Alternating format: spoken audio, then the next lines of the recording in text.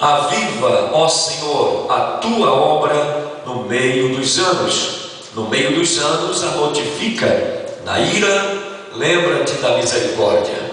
Abacuque viveu uma época de apostasia intensa, quando os nossos irmãos judeus haviam, de uma forma deliberada, abandonado a Deus, e eles estavam sem rumo, sem uma forma de adoração específica ao Deus Todo-Poderoso, que havia tirado eles do Egito, conduzido por todo o deserto, colocado em Canaã e finalmente dado a eles a herança prometida a Abraão. Este povo estava distante, longe de Deus. Mas Abacuque, este profeta que eu considero o grande profeta do avivamento, não só para o Antigo Testamento, ao lado de Joel, um grande profeta também do avivamento, mas Abacuque lutou pela sua nação, lutou pelo seu povo, lutou para ver este povo que era sangue dele,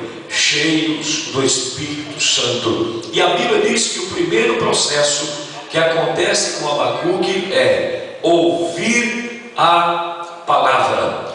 Ele dá a entender que ele voltou aos princípios da palavra, do estudo da lei de Deus, e então ele pôde ouvir a palavra de Deus, não só o que estava escrito na lei, mas também ele ouviu a voz de Deus pelo Espírito. E quando ele ouve a voz de Deus, ele é integrado automaticamente num sentimento de temor. Ele é envolvido pelo temor. Ele diz que quando ele ouviu a palavra, então ele temeu, e ele pôde buscar a Deus dizendo: Senhor, aviva a tua obra no meio dos anos. Abacuque foi inspirado pelo Espírito Santo e usou também a sua inteligência. Por que ele não pediu para ser avivado no início da obra ou no final dela? Os irmãos, imaginem um atleta correndo uma distância X. No começo ele está com todo o gás, com toda a força, ele está sem nenhum cansaço, está preparadíssimo para aquela corrida. Mas à medida que ele corre, ele começa a desgastar-se, a cansar-se, e aí ele já quer tomar água e outras coisas acontecem, e lá pelo meio da corrida ele já está bastante cansado. É exatamente neste ponto que Abacuque se refere em relação à obra de Deus, que somos nós. Cada um de nós aqui somos uma obra de Deus, uma obra particular. Nós somos uma edificação conforme é a igreja, e o Espírito trabalha sobre esta edificação.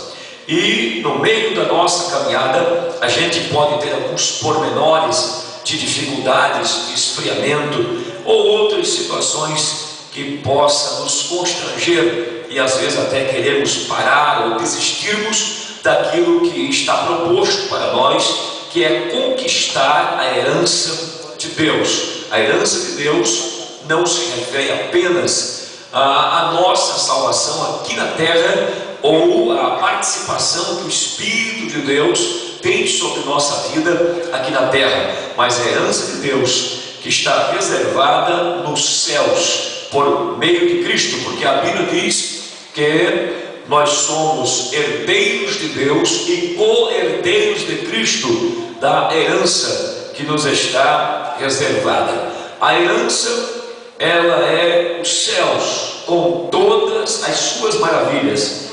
E glória a Deus, o som estava bom.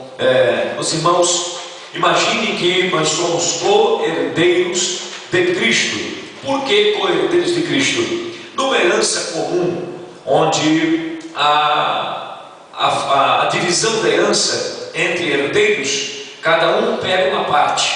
Quando o maioral da família morre, o pai ou a mãe deixa uma herança aos filhos, então aquela herança é repartida igualmente. Mas como somos co-herdeiros de Cristo, a herança não será repartida em pedaços para cada crente, mas cada um de nós Como Cristo é o herdeiro e nós somos co-herdeiros dele, temos a mesma medida de Cristo.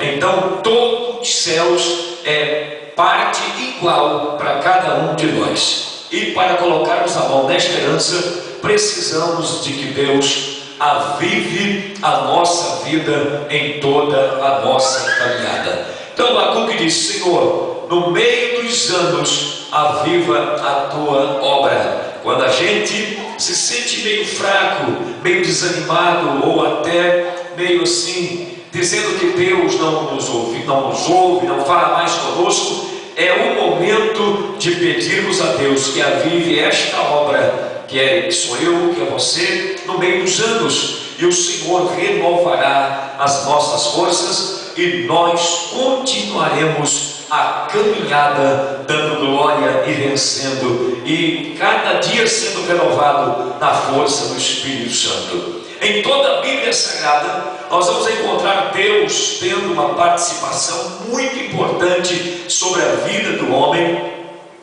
em relação ao seu espírito. Se você analisar a Bíblia desde o Gênesis até o Apocalipse, você vai encontrar muitas vezes Deus falando ao homem. No princípio, a Bíblia diz que o Espírito de Deus pairava de uma forma maravilhosa, mas ele estava como que produzindo vida sobre um universo, sobre alguma coisa que Deus havia criado. Mas ao passar dos tempos, o homem aparece, e quando o homem aparece, criado por Deus, então o Espírito Santo, ele volta-se para abençoar este homem, para fazer morada nele. Se você ver o capítulo 11 do livro de Números, versículo 25, nós vamos encontrar Deus aparecendo a Moisés em uma nuvem. A Bíblia diz que Deus desceu em uma nuvem, e então ele aparece a Moisés e fala com Moisés. E no momento que Deus fala com Moisés, o Senhor estende as mãos sobre o patriarca Moisés e tira do espírito que está sobre Moisés, e então faz repousar sobre 70 anciãos, 70 homens, para que aqueles homens pudessem ajudar Moisés na caminhada no deserto.